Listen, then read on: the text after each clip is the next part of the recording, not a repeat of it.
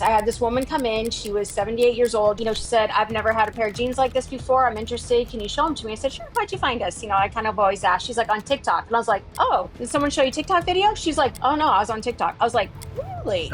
Overwhelmingly, new customers that come into my store over the age of 55 found me on TikTok. Yesterday and today, my videos have gone completely viral on TikTok, and they hadn't in 3 or 4 months. So it's such an enormous up and down on TikTok. You have to be prepared for that. You might have $1.5 million month. The next month is $400,000. How do you purchase inventory for that? TikTok's been successful for us, but we have to be very careful. I've seen it put some people out of business. You're watching the Marketing Misfits with Norm Farrar and Kevin King. Mr. Farrar, how you doing, man? Another great day, another great Misfits podcast. And you know what's beautiful about it? It's 27 degrees in Canada. It's the first day I can say it's What are you talking 27. like some other language? This is I'm sitting in America. What? Tell me, America. What's the temperature in America? America, that would be close to 77, 78, something What's like that. What's the rule? Double it and add 32 to get close. So 27 times 2 is 54. And that's 86 roughly. That's probably more like 86, 84, 88 or something like that. But that's a rough estimate. Yeah, so it's hot. Anyways. Yeah, that's a mild day down here in Texas. That's like a Mediterranean day for us. I gotta acclimate down in America. Speaking of America, have you ever bought anything on TikTok? Well, you don't have TikTok in Canada. I mean, no, we got TikTok in Canada. But then they closed down the offices or something. They kick everybody out. My wife, 4 hours a day, she's on TikTok. So yes, it's here, and I don't know if she's bought anything. I haven't. You haven't. I've never. I've bought quite a few things on TikTok. I think I had 2 deliveries today from TikTok. I'm an Amazon guy. You're an Amazon guy. Well, you're missing the boat. That's the hot thing right now for all the Amazon sellers is they're like, we need to get on TikTok because we can create all this demand and we can do all this social commerce. And then there's a residual effect. The halo effect. On TikTok, the halo effect. They see it on TikTok and then they don't trust TikTok Shop or the vendor, so they go and they buy it on Amazon and you get all this lift. But sometimes you don't even need that lift. Sometimes you can do millions of dollars, tens of millions of dollars. I think over maybe 21 million. I think is the number. Our guest today said that she did last year, or maybe that's on track to do this year. We'll find out. Just on TikTok. She says she's not on Amazon, not anywhere else, just her own store. Yeah. And TikTok, and I think she's got an app. But it's a fascinating story. I saw her speak at an event in Florida back in May. And it's amazing. She brought her whole team out, all of her social media girls, and all of her whole team was there, and they each had a little bit, and they told their story. And I was like, oh, this is cool. People got to hear this. This will be it's really cool the way they're doing things. So I'm super excited to have Tiffany on today. Okay, well, why don't I just do my job and hit the button, and we'll bring on Tiffany. Tiffany Ivanovsky. Yeah. Hello. How you doing, Tiffany? Doing really good. How are you guys? Good. We're lucky because Norm hit the right button. Sometimes he hits the eject button and I fly out. As I kicked my dog in the face, I didn't even realize Dallas was right under my foot and got excited and kicked him. So your story is a really interesting one. You're a fellow Texan just down the road from me, just out, northwest of Houston, right? A little northwest of Houston in Magnolia. So just north of the Woodlands. So when people hear Magnolia, do they think of the place up by Waco, the TV show? Do they get all confused? Every day. They want to know if we know Chip and Joanna and everything else. And I'm like, you've got the wrong Magnolia. Yeah. So you started with TikTok about 9 years ago or so? Started selling. Sorry, not TikTok. Yes. You opened you opened like a little retail boutique store, like in a strip mall or something, or what was? No, we only did retail about 1.5 years ago. So we actually started first on Facebook. We're still on Facebook, but started first on Facebook, and then kind of transitioned to our own app. Of course, we have a website, and then we've been on TikTok since they really just first started that beta with the shops, which is what is that 2 years ago? It's 2 years ago right now. Yeah, about 2 years ago. Yeah. Hmm. Yeah. Oh wow. Okay. So you were doing commerce like ads or just organic stuff on Meta originally. So we actually have not done any ads until the last 2 years. We built the entire thing just completely organically the first 7 years of this business. Didn't run any ads at all, just built a big old community. And it's only been recently that we've really started running some ads. Oh wow. So what's your background before this? So we started, oh my goodness, kind of always been entrepreneurs and started blogging back in the day with the mommy bloggers and was blogging, recipes and about my family and extreme couponing. We did a lot of the extreme couponing. We were on the extreme couponing show. It kind of just went from there. We did a lot of affiliate marketing on our blog. So I was kind of familiar with that world of, pushing traffic somewhere, making a post, getting everybody excited about it. And then I just randomly happened to hear about these leggings that everybody was so excited about and thought, hey, I can sell some leggings on Facebook, and got involved in that. Had no idea it was an MLM or a crazy cult. Went through the whole ringer with that, and kind of came out of that on the better side of it. But we then transitioned to kind of a more, I would say, traditional, well, not even traditional e-commerce, but we were doing lives on Facebook, kind of like a live QVC on Facebook. And we're literally writing customers' names down, and they're getting their email address, and then manually sending them invoices and telling them they have to pay their invoice before the morning, and then shipping their product to them. So we did that for a number of years, and then went to our own app, and then it's just kind of evolved since then to website, and then now TikTok, of course, and all of it combined together. Wow. That's awesome. You had a question, Norm?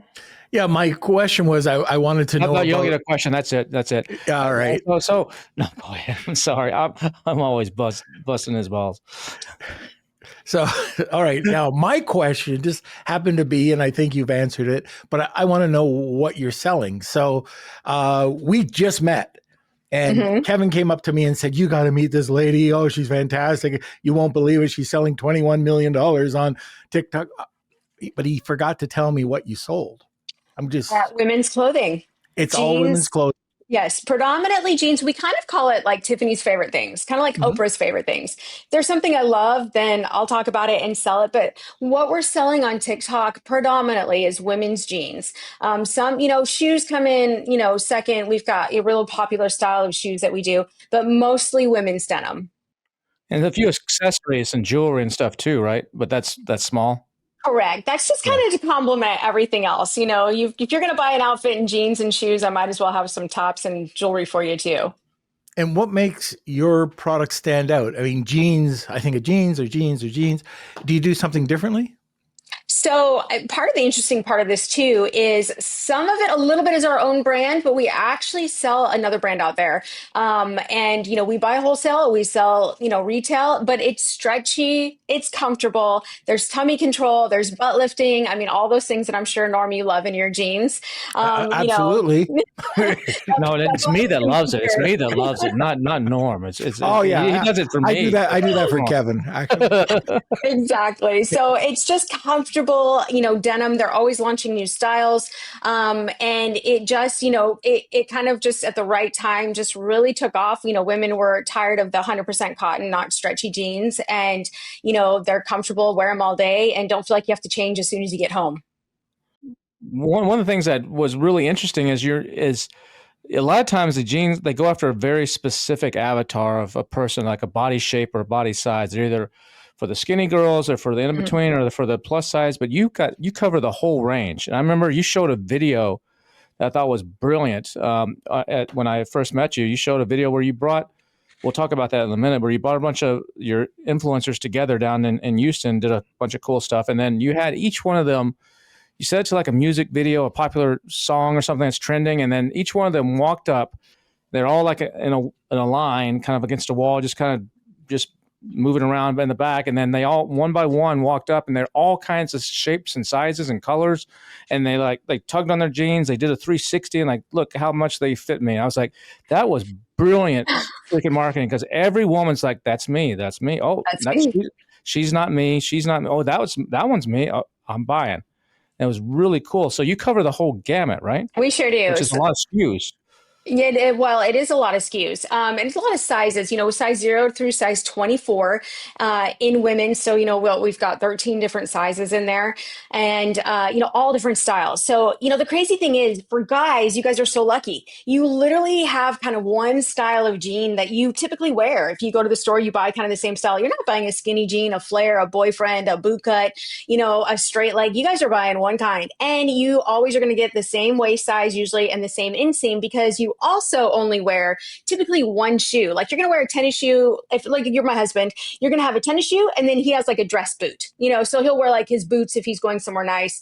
And then a tennis shoe. So, but women, I mean, we're going to wear 8 different styles of jeans. We're going to wear a sandal, from a tennis shoe to a heel to a wedge. And so we're wearing all of these different styles of jeans that we need different inseams for. So it's crazy. It's just an endless amount of SKUs that you can carry, to fit that style. I mean, I'm kind of jealous of guys. You walk in, my husband's like, I'll take a 36, 32. I mean, every single time.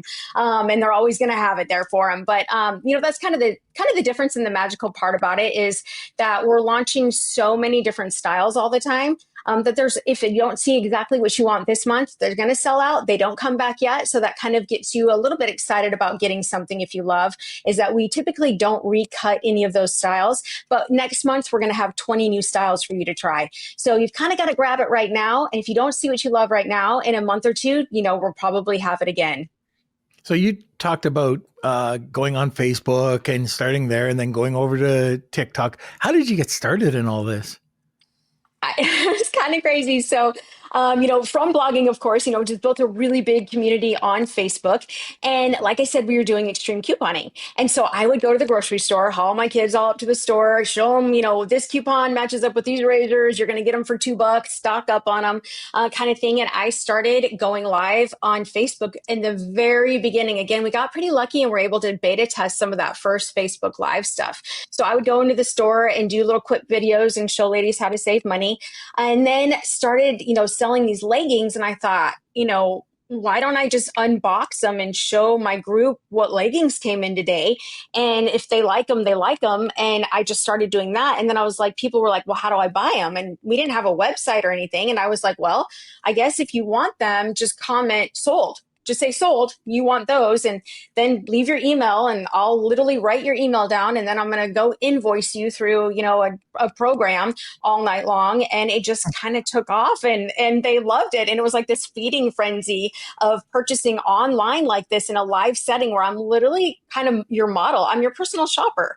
And it kind of took off because, a lot of women, they think, I could never afford someone to personal shop for me, or I could never afford someone to really show me these clothing, or maybe they're really rural, or maybe for some of my ladies, they're overweight and they don't feel comfortable going into a store, and it's not comfortable for them, but they want to see these styles. And so I'll try stuff on, or I'll talk about the fabric, I'll show them how it fits, and they can just order right there live. And it's like they have their own personal shopper.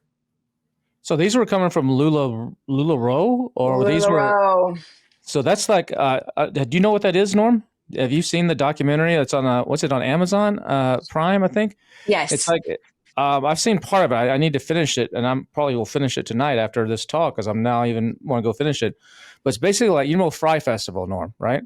Okay, yeah. Sure. It's basically the same producers that produced Fry Festival actually did this documentary on this. MLM is a Mormon-based group, and they started this MLM of selling jeans, like Avon or one of these, kind of things where you sell the jeans, and then it progressed into almost like Uber, where the Uber guy all went to his head. WeWork. The WeWork guy, it all went to his head, and he started doing these big festivals and these big concerts and this big crazy spending. And then it got real religious, and like he's the next coming of Christ and all this kind of stuff. And it get over the top, and it kind of, they went into billions of dollars of sales and then imploded. And that was like 2013 to 2020 or something like that? Wildly, they're still in business. It's Oh, they're still in completely business. crazy. Yeah. I mean, they have nothing like they used to, but they're actually still in business, which is completely nuts. And so were you getting the jeans through that, or were you buying them wholesale So directly? they actually, it was really a lot like, like uh, like a home party, like a pampered chef or something, Hmm. where you would buy the product, you'd go to someone's house, set it up, and they'd buy it. And then, they'd get a discount and tell their friends, is really how it was. And it was just leggings. There was no jeans involved at all, just leggings and tops. And you had to order their product. You couldn't sell anything else but their product. And it took off from there. It was very unique. It was very interesting. And had they not ruined it, or had there not been as much nepotism and craziness, it was actually a very cool concept. And there was a way, if for a lot of MLMs on there, it's like that, that pyramid, and only the people at the top make money. This one was interesting because you didn't have to have anyone signed up underneath you to make money. You could make money just by selling the product. So that was interesting. The funny part about it is I didn't know I was signing up for an MLM when I signed up for it. And I just started this. I thought I'd sell some leggings on here. And then a couple months in, I got this check, and I thought it was for damages. And I was like, hey, I got this check. And then the next month I got another check. My husband's like, why are you getting these checks? And I was like, well, I think it's for my damages. And he's like, I don't know. It didn't really add up. And so we kept trying to figure out what was going on. My husband's like, he's like, I think you signed up for an MLM. And I was like, what? And he's like, you literally have people signed up under you. I was like, are you kidding me right now? But we were really good at doing the live sales. People were like, I want to sign up with her because she clearly knows what she's doing. People were signing up under me. I didn't even know. And I'm like getting these checks. It was completely crazy land. And it just exploded. It just took off, and, women loved it. And the clothes were good at the beginning, and then they went to total crap. And the company, just the owners would only hire their children, and they were not qualified. They were the fastest growing company to $1 billion in the United States. And then they completely imploded. Wow. Now, you said a documentary was called Lulu something. This has Lulu Rich. Yeah. Lulu Rich. So this has nothing to do with Lululemon. No, it does not. Okay. No, I just want to make that clear. things in the Lulu part is very confusing. Well, you want that okay. cease and desist notice, Norm, on the podcast? Yeah, that's more than beeping you out sometimes. So you did that, and then when did the jeans part come into play? Was that at the same time, or did you pivot? No, because we were not allowed to sell any other products with this. And then things got completely crazy.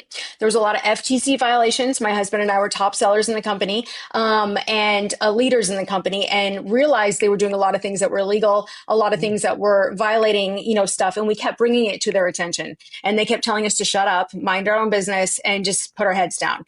And I just could not do it. I just had a big mouth. I couldn't shut up, kept talking. And eventually we were terminated dramatically from the company. In fact, it was so dramatic that we didn't even know it was us that were terminated. Everyone's talking about it. And they sent this mass email out and said a high profile client or, consultant got terminated. We were like, oh, who is it? Calling everybody, trying to figure it out. I'm like, I'm going to go find out in my Facebook group. And I'm in there and I was like, that's weird. I can't get into the Facebook group. Wonder what's going on. And then we had our assistant that said, hey, you guys might want to check your email. Checked our email and found out after everybody else that it was us that was terminated. We had over $1 million of inventory sitting in our house at the time. And, they said, you're not allowed to sell it. And we were like, it's ours. We own it. We're going to sell it. We sat there for a couple of days just thinking, what are we going to do? This was we had employees, we had everything. And then we were like, you know what, screw it. We're going to go to LA, go to the fashion district, find some stuff, go sell it. And best thing that ever happened to us was we were terminated by them. It was crazy experience. So you were a whistleblower. Yes. And the company, they did not like that at all. Yeah. And how did that fall out? Like you must have had tons of friends in the company, and what happened? It was extremely dramatic. We were out of the top 100 people in that company. 37 of them were directly on my team because I trained them to go live. We trained them how to, sell stuff. I just loved doing it, loved training them, loved going live, loved selling things online, loved helping women feel good in clothing. And so LuLaRoe had me flying all over the country, training people that weren't even on my team at my own expense, which they were supposed to reimburse me and never did. And so when we were terminated, it kind of sent a signal to the entire company where the company said, hey, we know them. They trained us. We feel like something's wrong here. This is finally starting to make sense. We believe what they were saying. And after that, we had one of the largest teams in the company. And once we were terminated, I think what they did not expect to happen was that the company just, everybody was like, if they left, they saw that we were successful leaving. They could see that there was another side, that it wasn't scary, that they weren't going to lose everything. And then once we left, my entire team just kind of was like, we're done too. And they bailed. And then everybody else started leaving the company. So it really backfired on them. That must have rattled you. Like how did you handle it? It must have been an overload to find out all of a sudden you're gone. Like where was your head at? Like what was your mindset? Well, we were really concerned because not only were we in the company, I had two sisters that were in the company, my husband's sister. Our son was actually in the company selling, and he was a 20-year-old kid and was very successful. And, we were really concerned about our family and our friends that had signed up for this, and we did not want anything to happen to them. And that's why we continued to bring things to their attention that said, this whole company could get shut down if you don't fix this. And they didn't care. And so we were scared for them. We were scared for our business. And then once we were terminated, we had people that counted on us. I mean, everybody counted on us. And so, I definitely had probably about 12 hours where, I sat there and thought, well, let's sell the house. I said, I don't know what we'll do. I'll go back, I'll start couponing. I know how to live on nothing. But it was a little bit scary there, for the first initial, 12 hours. The second day I was pissed. I went through every grief emotion there was. The third day I'm like, screw them. This is going to be better than what there was before. And then, we were like getting on a flight to go to LA. And I was like, we know where to find clothing. We know what we can sell. I was like, we have a great community. I built this community. They didn't. These are people are following us for us and not because of this company. And so we were like, you know what, go do what you have to do and keep people employed. How big was the community at that time that you had on your email list or your Facebook group or whatever it was? Probably between, and the funny part about this company, they would not allow you to have a Facebook page. You could only have a group, which I fought like crazy. You couldn't do any advertising. You couldn't do any paid ads, anything like this. So it was just really a closed group, which was insane. So at the time, I probably had about 50,000 people in my group. Really no email list. You had zero information basically from a lot of this. And so, I kind of just immediately started collecting all that information and, just trying to, keep track of all my people, keep them together and let them know where we were. And then of course, quickly got a page up and going and, just continue doing what we were doing. Hey, Norm, you'll love this, man. I talked to a seller the other day doing $50K a month. But when I asked them what their actual profit was, they just kind of stared at me. Are you serious? That's kind of like driving blindfolded. Exactly, man. I told them, you got to check out Sellerboard, this cool profit tool that's built just for Amazon sellers. It tracks everything like fees, PPC, refunds, promos, even changing COGS during using FIFO. Aha, but does it do FBM shipping costs too? Sure does. That way you can keep your quarter four chaos totally under control and know your numbers, because not only does it do that, but it makes your PPC bids, it forecasts inventory, it sends review requests, and even helps you get reimbursements from Amazon. Now that's like having a CFO in your back pocket. You know what? It's just $15 a month. But you got to go to sellerboard.com/misfits, sellerboard.com/misfits. And if you do that, they'll even throw in a free 2-month trial. So you want me to say, go to sellerboard.com/misfits and get your numbers straight before your accountant loses it? Ah! Exactly. All right. What year was this, roughly? Gosh, this was 2017. Okay. This was not where I was wanting to go during this podcast. I thought we'd be talking completely different. But I'm just curious. You had the success with your MLM, that whole line. Did you market any different other than the Facebook Live? So the Facebook Live is something that you brought on, you started to teach, but were there any other differences in marketing that you were doing that you brought into the mix? Not really. It was really just that community part. It was just, it not only was it, the clothing and helping people, feel confident and stuff. But, I have a big family. I have a lot of kids. And I would just post personal stuff. I would post recipes. I would post, stupid shit my husband did, stupid stuff my kids did, things I screwed up. I love cats. I would post my cat. I mean, I just posted stuff that people, I think, just obviously those ways we all know how to build a community. But it was a lot more than just clothing. And I think that that's what was very important through the whole thing. And they saw the struggle that we had. They saw what happened to us, in that MLM. They knew that it wasn't right. And, I think a lot of people were also just curious to see, are we going to get sued by, LuLaRoe or, all these things. So I think there was a lot of curiosity too, that kind of came along with that. But, we didn't do anything different. I just kind of kept that going. You're going to just absolutely pass out right now. I've really never focused on an email list. I've collected hundreds of thousands of emails, never done anything with it really. Just always had just this kind of organic, hey, do this, or these are these new jeans. You can find them on the app kind of thing.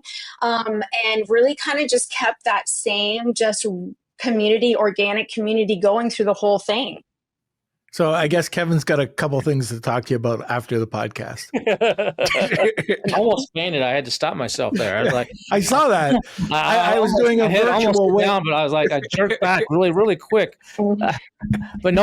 But here's something that I think also is brilliant of what she did is I don't know when you developed this, but you have an app. You developed a custom app for your brand or for your community. And I remember you telling me, like, I don't have to depend on an algorithm. I don't have to depend on, does an email go to junk or spam? If we have a new sale or we have a new launch, we just hit a button and it SMSs everybody and they see it. And then it's bringing them into this closed community that you are in a 1,000% control of. And there's no gatekeepers of Facebook showing it to just 20% of the audience. And then if they interact, another 20% and so on. And I think, and you told me, like, I think you said out of 21 million, like 10 million of it comes off the app or something like that? Correct. Yes. On the app. And now is this an app you download from the Apple Store or from the, so it's App a standard Store. app, one of these little like HTML5 apps that you got to go into a browser or do it. It's a full-fledged. Nope, just from the Apple Store. Correct. Yes. So Emily's Boutique. And we know I go live as well. When I go live and turn on that live and I'm broadcasting that, it's broadcast to the app. And then it also goes directly to Facebook as well. Those comments are scraped off Facebook and automatically carded. And then, same thing with the app as well.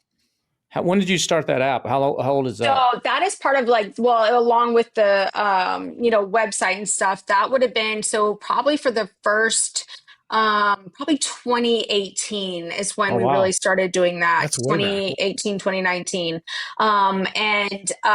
Originally, trying to solve that, literally someone hand recording comments on Facebook as we're live with hundreds of people on commenting like this. It's crazy. And someone would literally copy and paste those emails and whoever's name said, I want this item, from that till it was scraping comments on there. Part of that too, though, is there is a website and there is the ability to do that through a company. And another boutique owner's husband created that where it would scrape the comments from Facebook. So that part of it, I don't want to say that's not our part of it there. He came up with that. And it just worked really, really well. Then translated into an app because obviously you own that. I can send messages out to them. I go live in the app. I can, post whatever I want to post, collections, drop collections, all those kind of things. How many installs are on the app right now? I think we have like 100,000 customers that are original on there. I'm actually going to have to look and see how many there are. Sorry. Tiffany, what I usually do when Kevin asks me questions like that, I just make it up He just says Should none of I your just business. make it Yeah, up? just He just says it's none of your business. that's kind of what I said. But 497,000 sounds like a really good number. I'm actually just myself super curious, and I feel like I just turned off my microphone. Is that okay? Yeah, you're Yep. good. Okay. Yep. Okay. You know what? I don't even know how many we have, but I'm super curious. So we have 150,000. There we 100 go. There you go. 150. That's so that when you did that in 2018, you didn't have that was real money you had to spend to actually develop an app, because now you can do this much cheaper and much faster, but you had to actually make an investment. Where did the idea for that? Was that your idea, or where did that So come this from? does go back to the original for Comment Sold. So the owner of that, she had a boutique as well. Her husband is the one that really came up with all of this, and so he helped tie that in. Really brilliant guy, kind of made all this happen. So at the beginning of that, so there's been iterations of that since then, but he was the original that kind of developed a lot of that and the idea that it could be possible to do that. It's really, really smart. Yeah, people are just talking about it now, getting off of a website and focusing on apps. So Mhm. well ahead of its time. But you got to give them a reason to go to that. I mean, part of it is they're getting deals or they get to see you. But do you have? Is there like a chat on there? Or is there like a special, like, I don't know, place where they go to get girl talk or A community. advice and makeup, or is there other little? What else is in the app besides, hey, here's the latest jeans and here's you live? There isn't, but there might be later on. Ah, But it's really so they can watch you live. It's almost like just watching TV. And Hmm. that's kind of what we've tried to do with the entire thing is not just make it, where it's like, QVC and it's not fun at all. Like we get on there, we listen to music and we're talking to them. We try to make it a show. And again, I'm their personal shopper and I've got usually an idea of what I'm going to show them that night. And just try to make it a lot of fun. And so it feels more like they're, watching a TV show than they are just sitting there watching some girl, take her clothes on and off, which my kids did actually say. Someone said, "What is your mom doing?" One of my kids once said she takes her clothes on and off on TV. So, yeah. So is I it was just like, you? Is it just you doing the selling, or I mean, I know you have a lot of UGC people, but is it on the it's live on your me. channel? It's just me, literally, sometimes twice a day, sometimes lives as long as 3 hours, sometimes they're an hour. So What about fulfillment? Are you doing it out of your garage? Do you have a fulfillment center? What's happening? no, we've got a warehouse, thank goodness. But gosh, forever. Sometimes I almost wish we were back in our garage without all the extra people and the cost and the overhead. We We got feel like it was 25,000 square foot warehouse, Norm. yes. Wow. Yeah, No. it's a serious operation. And even has like cots for sleeping so that you cannot, so if you're gonna work at 3 a.m. to pack these extra orders, you got a place to go take a nap. Sometimes it feels like it. Yeah. So back on selling, I mean, I saw some stat recently, like there's 1.5 million people in the United States trying to make a living as a content creator or as a UGC creator. Very few of them make more than $10,000 a year in commissions and whatever they're getting paid. Very few, but it's still the dream of every 13-year-old now. They don't want to be a movie star. They don't want to be a football player or whatever. They want to be a content creator or an Yeah. influencer. But I think some of them know how to get traffic or they know how to be personable, and they might take off. But a lot of them don't know how to sell. And there's a big, big difference between being personable, getting a big Yes. audience, and actually knowing the psychology and the marketing of selling. And I think you said you taught this with the other outfit. What is it that people are missing, and what makes you special, other than they identify with you and the personality and the fun stuff? But or maybe that's part of it. But what is it that takes it over gives you that next extra juice to like sell that other people are missing? Oh, well, it's people are counting on you, and it's a house payment is what it is. But no, they back a long time ago. I think a long time ago, 10 years ago. I think people were embarrassed to ask for a sale. They were scared when they had a community that they didn't want to be too salesy, or their community would maybe turn on them. If they were selling something. And the cool thing about right now is it's way more acceptable. It's way more acceptable for you to have a community and to sell something to your community. Sometimes they almost expect that now. And I think that that's kind of a cool thing that has changed. I definitely think it's changing. We knew that the shift was happening, that people wanted to buy from somebody that they trusted. They wanted to buy from somebody that they feel like they know. They want that recommendation. They don't want to just go to a website that they've not heard of or hit an ad and go there without any kind of recommendation. So a lot of things are changing. It's really cool. It's making it a lot easier for people to be influencers or, a creator and selling things because it's just way more acceptable than it used to be. But still, even a lot of them like you and they adore you, but they most people still don't know how to actually get them. It's not just asking for the buy; it's the way you do it and the way you set it up and the way Yeah. you frame it. Is there a technique that you use, or does it just come There's naturally? a lot of different techniques. You teach Yeah. it. Can you share a couple of those, maybe just with us? Absolutely. I think some people are just a little bit more naturally a salesperson. I had no idea I was like that, but I guess I am. It maybe comes from just being like a scrappy kid of a kid and 100 siblings. You kind of got to fight for everything. But I so I think it's trust is a lot of things. If there's product that I do not like, or if there's a shirt that doesn't fit well, I don't sell it to them. We'd rather give it away for free than for me to sell them something that's total crap. And so I think that there's a lot of trust in that. They trust me. They know that you know your stuff. I think it's a lot of confidence. I think it's knowing what you're selling and what you're talking about. And a lot of, I think it's just really, it's confidence and it's trust are the biggest things. Now, there's a lot of different things that go into that. It's the time of day on some things. I know at night on my app, I'm going to push a lot of things like food, comfy clothing, slippers, comfy shoes. At night, I'm not going to be posting some high heels with a pointy toe because everybody's in their pajamas sitting in their bed and they're not thinking about that right then. I know that they're sitting there thinking, gosh, it'd be nice if I had some comfy pajamas right now. So some of it's just a little intuition to know what's happening. I know that at 3 o'clock every day, there's a ton of moms sitting in car lines on their phone waiting to pick up their kids. Great time to go live because they're sitting there with nothing else to do. So there's a lot of different things that I think are a little like intuitive that you kind of can pick up on. I think a lot of it is thinking, what am I doing right now? If I'm a customer, am I interested in buying sweaters in May? I'm not at all, but I might be interested in a tank top. So, I mean, that seems pretty obvious, but there's a lot of things like that I think people need to come back to. I tell them, think about what you would be doing right now. Are you on your phone? Are you on your phone Saturday mornings? A lot of people are cleaning their house. They're not necessarily on their phone. On holiday weekends, a lot of people are traveling. They're sitting in their car. You're a passenger princess on your phone. Your husband's driving. It's a great time to be live. So, there's a lot of just thinking about what you're doing, what you're interested in, that trust part, and then the confidence.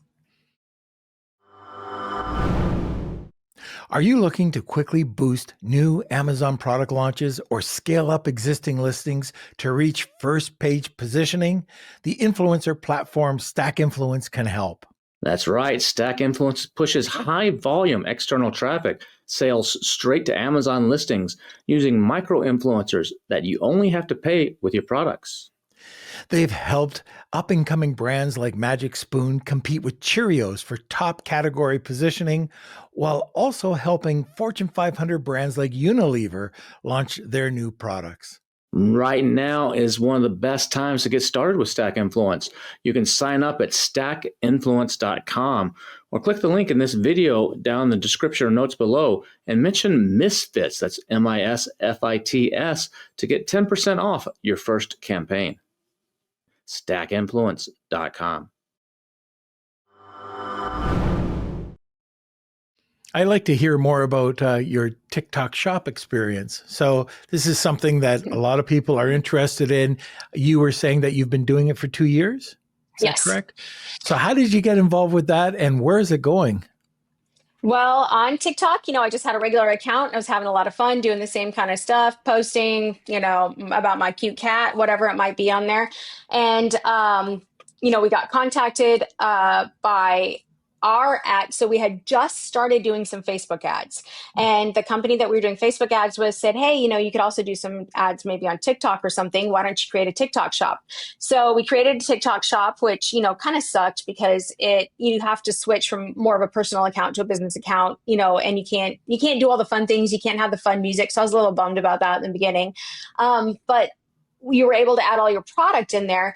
And since we were some of the first ones doing TikTok shop, man, we took a beating for everyone else. I just want to say everybody owes us a big thank you because we got every violation every day. They're slapping us down with everything. We were locked out. I mean, we really had to go through it. Like everything we did was wrong. Like, I mean, it would just, your constant violation after constant violation after, shipping issues with them, not with us, going through all these crazy rules they had.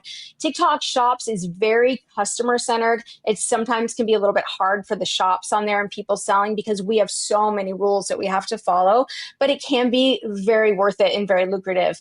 You just got to play, the game, follow the rules on there. I'm sure like you do on Amazon, and you'll be fine, but you also have to, hold tight to your margins. And, for us, a little bit of it is, a lot of people on TikTok want to, drop the price and be, flea market. And we just had to decide in the very beginning, we're proud of what we have to offer.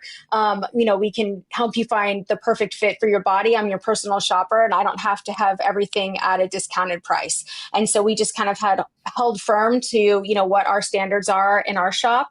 And, you can still be successful on there. So are your customers mostly the mom crowd, like the 25 to 45, or do you cater to the kid sizes and to senior women stuff as well? Well, since I just turned 50 the other day, I feel like I'm a senior woman now. No, that's not No, senior but woman. That's not even mid-age yet. you would be extremely surprised. So when we first were on TikTok, I thought it was going to be this young crowd. I thought it was going to be 20 and 30-year-olds. Like I'm having my daughters on there. I'm buying all the distressed denim. And then we quickly realized you're really attracting some of the same crowd. Now I have different customers on TikTok than I do Facebook. But I still have a really solid 35 to 55. And then what we started noticing that was completely insane is we opened our brick and mortar. And I would post a lot about our store there. I would, tag Magnolia, Texas. And, I was telling this story at the conference. I had this woman come in. She was 78 years old. She was buying her first, well, actually, my other woman was 92 in there buying her first pair of jeans. But my 78-year-old that was in there walked in and, she said, I've never had a pair of jeans like this before. I'm interested. Can you show them to me? I said, sure. How'd you find us? I kind of always ask. She's like, on TikTok. And I was like, oh, did someone show you TikTok video? She's like, oh, no, I was on TikTok. I was like, really? So I started asking everybody that comes into my store, overwhelmingly new customers that come into my store over the age of 55 found me on TikTok. And just blows my mind. So you said an important thing that I think a lot of people don't realize is that your audience on TikTok is different than on Meta. So do you have to market differently? Do you have to say different things in the live? Do you have to treat it differently? Because a lot of people just, they use, especially with AI tools now, they're like, just split this up into 68 pieces and make the format for each thing and just push it out there. And you can do that because you never know what's going to take off. But I'm telling you, I'm a Facebook girl because of, I've been on there forever, but TikTok's so much more fun. I can say whatever I want to say. And, I have a lot of fun on there and, people on there tend to be more fun, lighthearted. I post something on Facebook and I've got every Betty, Donna, and Karen on there critiquing everything that I'm doing, telling me I'm total crap. They hate my hair. They hate this. They hate that. And I'm like, whatever. And then on TikTok, they're like, hell yeah, girl, rock that short. They're just so much more fun on TikTok. And you can do whatever you want to do. And stuff goes viral that you have no idea why. And I mean, it's just, TikTok is definitely a ton more fun. But you don't have the control that you have on Facebook. And so it's a little bit of the Wild West still, it's only 2 years old, but you still have that tremendous organic growth that you can experience on TikTok like you can't on Facebook. But you do get a lot less information on your customers than you do on Facebook. And so that's still important to kind of keep that in mind. Stuff still has, just yesterday and today, my videos have gone completely viral on TikTok, and they hadn't in 3 or 4 months. So it's such an enormous up and down on TikTok. You have to be prepared for that. You might have $1.5 million month, 1 month. The next month is $400,000. How do you purchase inventory for that? Those massive swings like that. You could just completely run out of inventory, or you could expect to have a few more months like that, put everything you had into buying inventory for it, and you could have $100,000 month. How do you handle that? It's stressful. But it's crazy. And I think having owned our own business for such a long time, and knowing that there's going to be these wild swings and everything, is still being a little conservative, taking a few risks, kind of pressing yourself a little bit, always having a little more inventory than you think, but being prepared that should this not sell, what am I going to do? And just kind of always having a little bit of that plan, and and being able to coupon and live on nothing if you have to, right? No. But it's, TikTok's been successful for us, but we have to be very careful. I've seen it put some people out of business.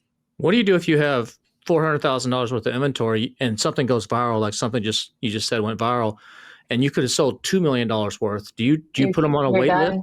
list? You can't. You just stop, or do you? Yeah, it I know sucks. you can't take the sale on TikTok, but can you say, hey, because it's got to ship within whatever the rules are, Yeah. but could you say scan this QR code and we'll put you on an email list, and when they come back in stock in 2 months, we'll notify you, or we'll notify you on the app? You can't in a video. They'll take that down. You'll get in trouble for that. Yeah. You literally go in a room and sit down and cry and wish you had $2 million worth of inventory, and try and hope that you can reorder it in time and get here and cut the gene again. It's going to take you 4 months, but you can go back to those old videos like we just did. My videos that just took off the last couple of days, of course, was a product that went viral for us previously, and we was able to go back. What I'll do is go make some videos replying to comments on that video that says, when are these going to be back in stock again? I'll go reply, make new videos and say, girl, they're here. We're back, baby. Let's go. And kind of those kind of things, and try to get that going again. So, I mean, it's playing the stock market. There's a lot of people that are having problems with TikTok Shop, one reason or another. Can you tell us a bit about the do's and the don'ts? What should people do? What shouldn't they do? So for TikTok Shop, especially if you're selling on there, you follow the rules. Go on there, read everything, see how quickly you have to ship everything out. Make sure that you have the ability to ship it out, and then get your stuff listed correctly. Photograph it like they're asking you to photograph it. Your descriptions like they're asking you to describe it. Make sure it's a great product, and then just follow the rules and start making some videos, and see what happens. All right. How are the returns for you in clothing? I mean, I know I It think sucks. Yeah. yeah. What do you do with returns? Are you able to do you donate them? Do you resell them as gently used, or what do you do with the So return? it really depends, just like any store would. If the return comes back in, clearly it's brand new, all the tags are on it, there's no odor, someone obviously has not worn it, you can resell that product just like a store. If it comes back in and it's damaged, then we have to file an appeal with TikTok to not refund that person, because, they should not have been allowed to return that. We donate a lot of stuff on there. We have a bucket of stuff people in the warehouse here can take home if they want to take it home. But it's kind of the same as any store would really do.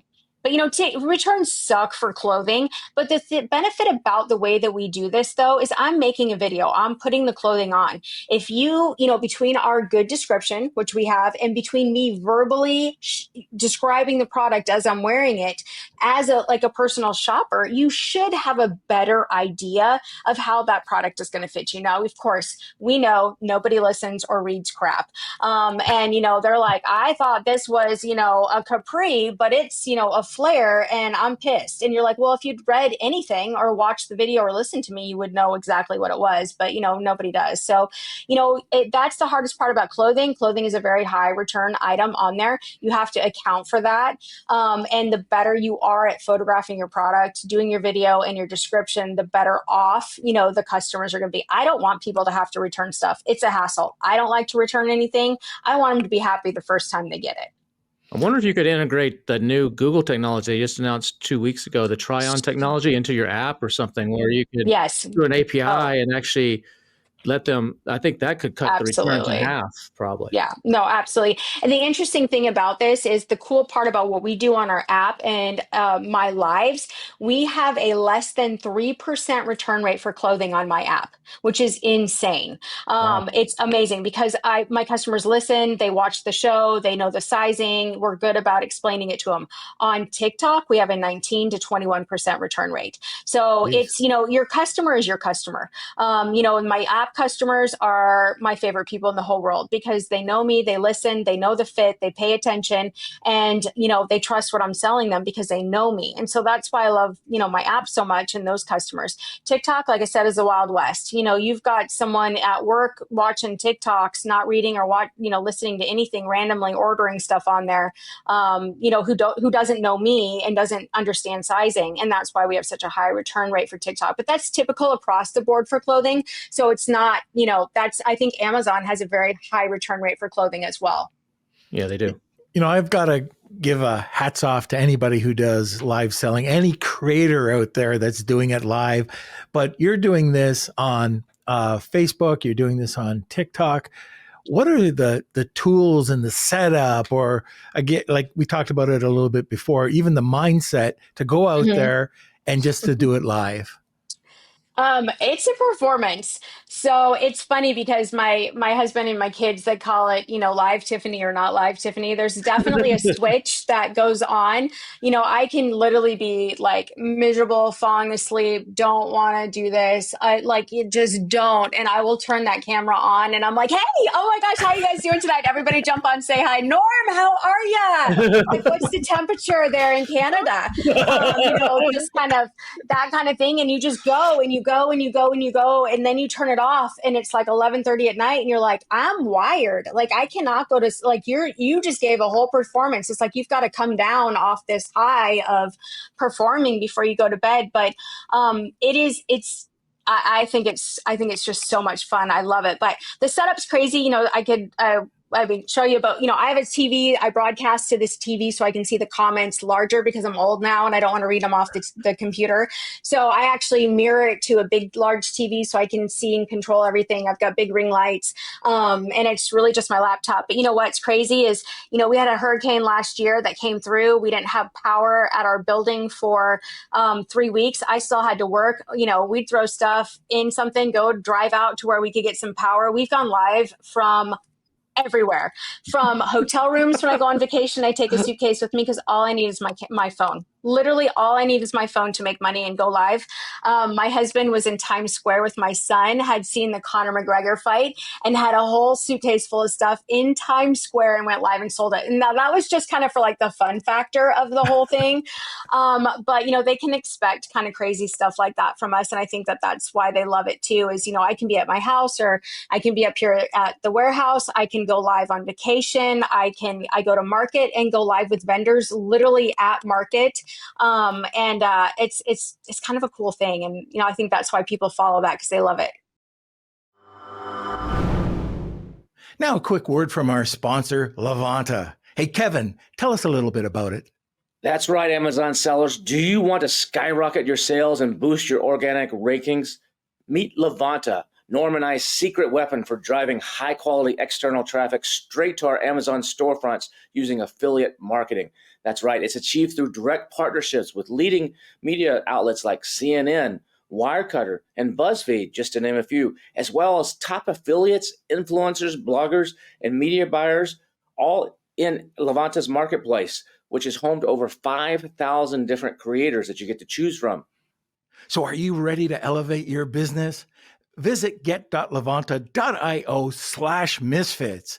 That's get.levanta, Levanta, get.io/misfits and book a call, and you'll get up to 20% off Levanta's gold plan today. That's get.levanta.io/misfits.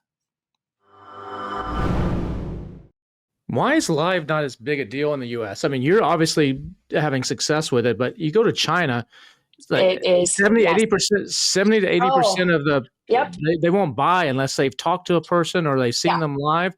Versus here, it's hard. QVC just opened up something on TikTok Shop where they're doing like 24/7 QVC Yeah. now on TikTok Shop. And there's a lot of people that have tried it like on Amazon. And there's a few success stories, but the vast majority, it's just not working. Well, and TikTok can't figure out either. We try to tell them, but they don't listen.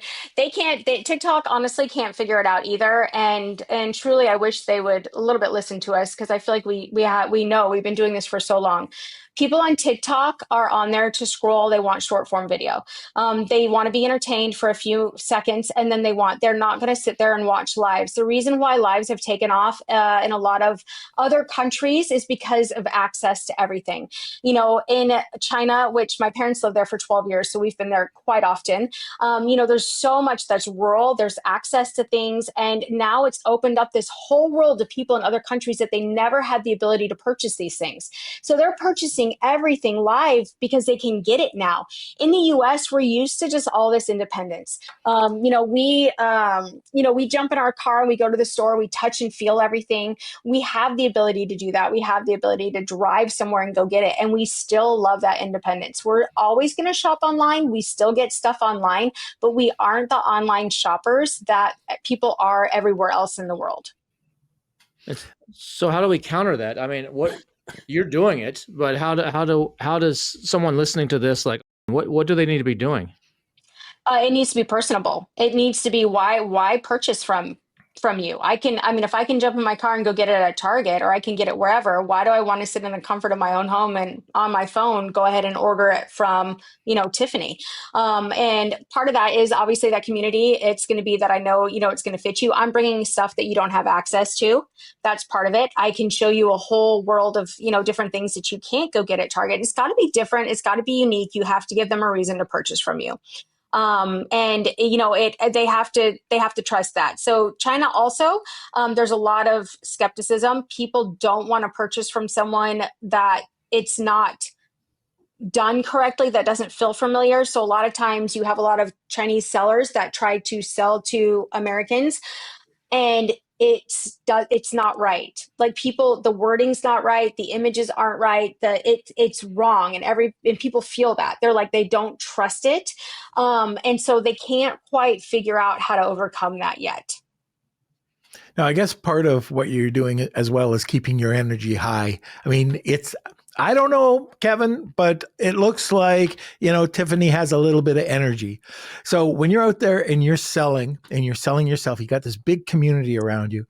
What happens if one of those days you wake up and you just don't feel like you're burnt out? Put it that way. I mean, it definitely happens. It happens a lot. You sure can. You should absolutely get burnout.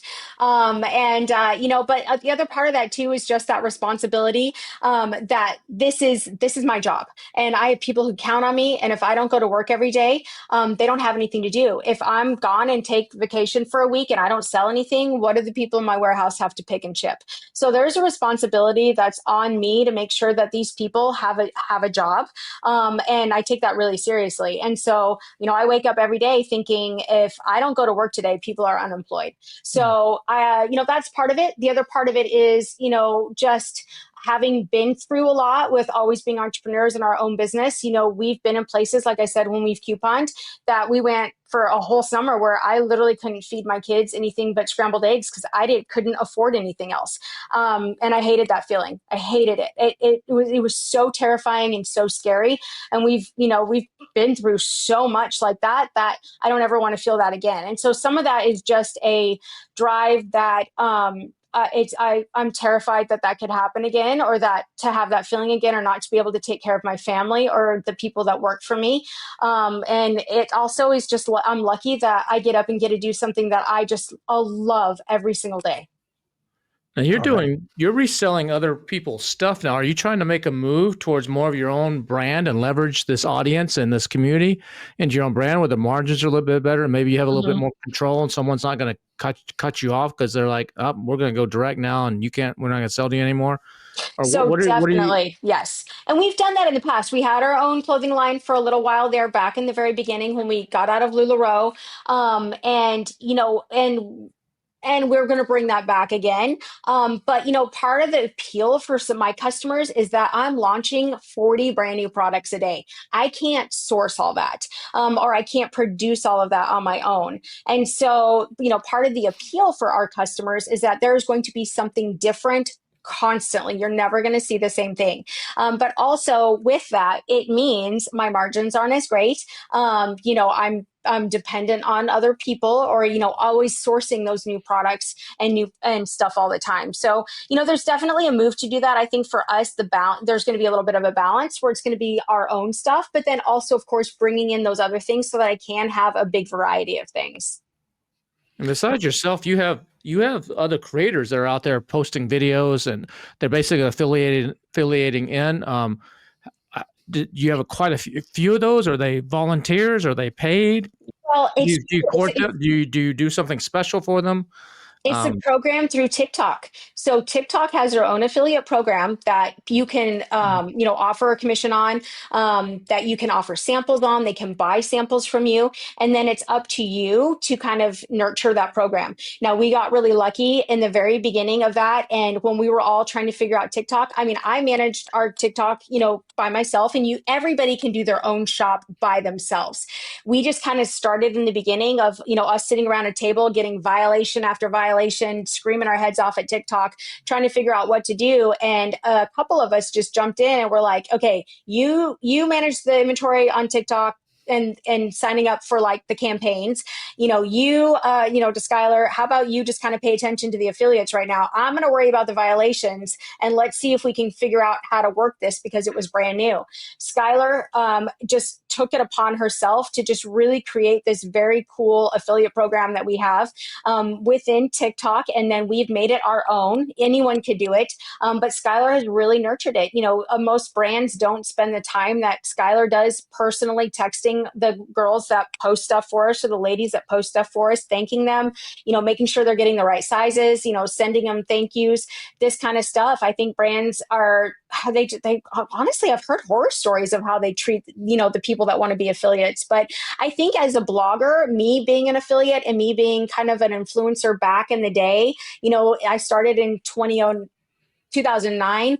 As I was an influencer for Dole. I created recipes for them way back in the day where they'd pay me per post. So I think having had that experience and actually being where the creators are now, and just kind of relaying that to Skylar, she's just done such a beautiful job of really nurturing that affiliate program for us and really creating that community within our affiliate program.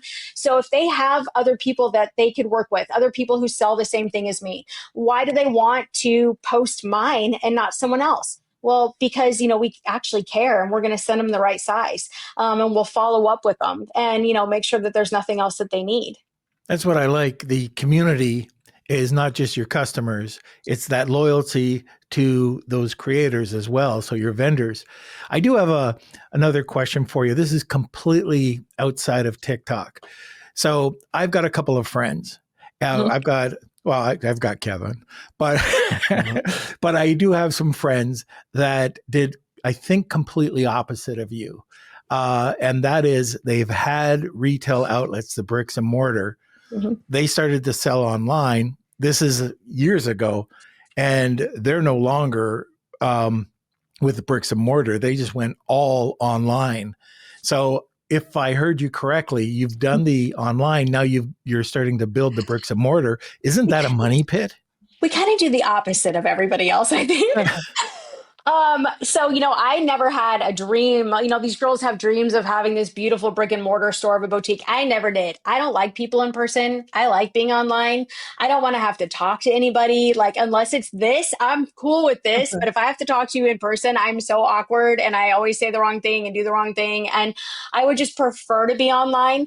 But right in front of our warehouse, there was a strip center, old one. They tore it down, built a new one. There was a store, spot right there. We were like, why not? I would love it if local people had a place. I didn't even care if it was cute or not. I was like, I would love it if they had a place to come in and try on denim. So men might not experience this, but for women, buying denim online is terrifying. You never know how it's going to fit. You don't know if your butt's going to look big or not. You don't know if you're going to look cute or not. So, if you can try them on in person, it's such a better experience. So I thought, you know what? I don't even care if I make any money at this. I just want a place where women can try on denim in person, and then they'll be confident to know what size they wear and they'll want to purchase online. That is my whole goal, is to get them to go on my app or to go on my website. Well, we put the store in.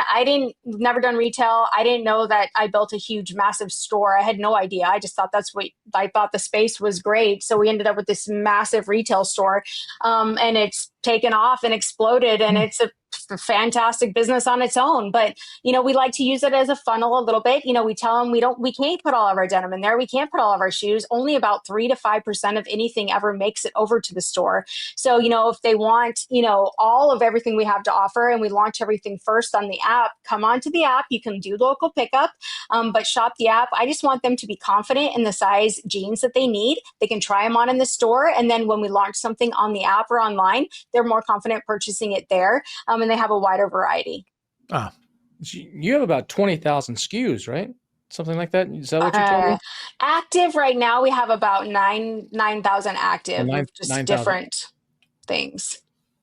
And then you're doing with these creators, like what you were mentioning a minute ago, you're kind of lucky because a lot of people that are product selling, especially from the Amazon world, they don't have these creators. They don't have a brand or something that people know. So you having to use software tools or companies that go out there and recruit for them, versus you have a built-in audience that loves the product. And so they're going into the TikTok Creator Center and like, how can I do this product for myself? So that's a major advantage where they're coming. A lot more of them are coming to you probably than you going to them.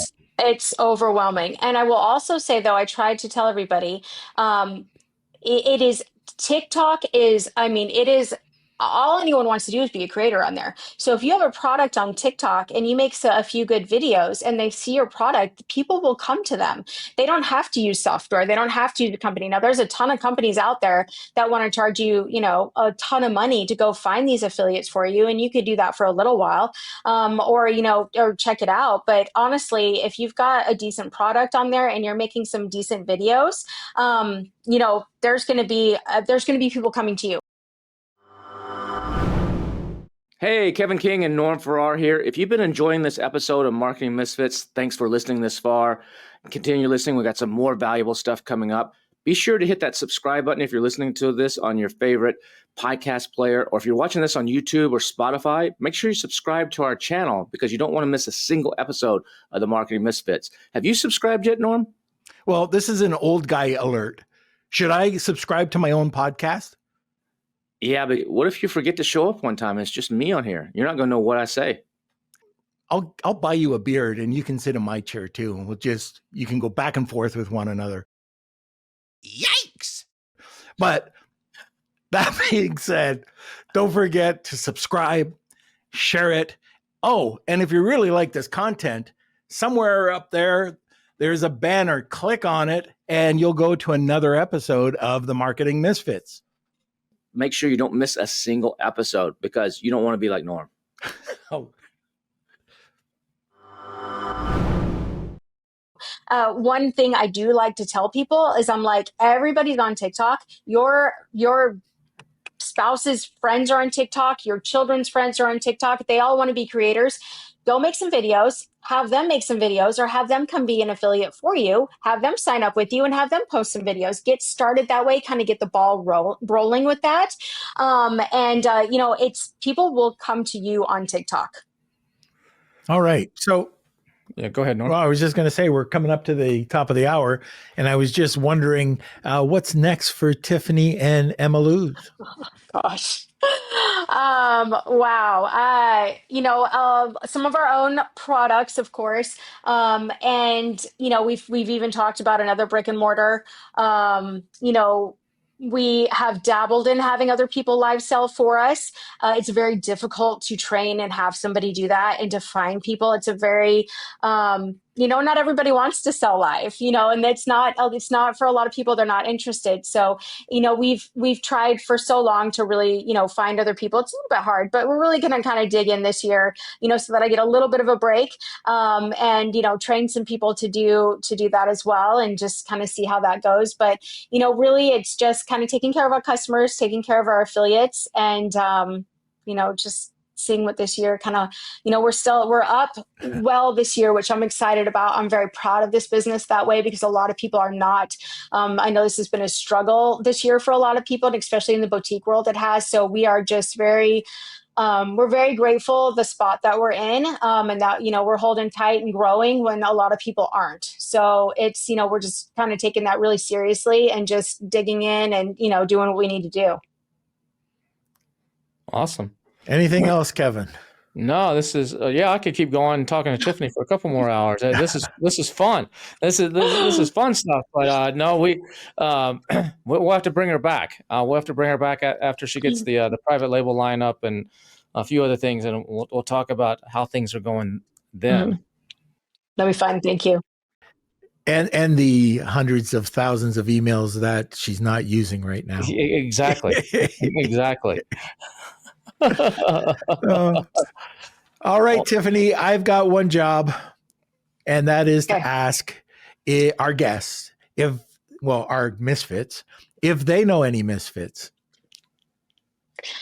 As far as another business maybe that I really admire, that I think is fantastic, who busts her ass, is that kind of is that what you're asking me, Norm? Sure. I have somebody that I grew up with in the blogging world. Her name is Lori. She has Passionate Penny Pincher. I've really admired this woman. She's very, very unique. She has built an empire for women and helps so many people with her just daily tasks and things that you do at home, like planners and menu plans and recipe books and things that just save you money, save you time, make your life easier. I've watched her, really admired her for so many years, and she just, everything this woman touched turns to gold, in my opinion. I just have always just really admired what she does.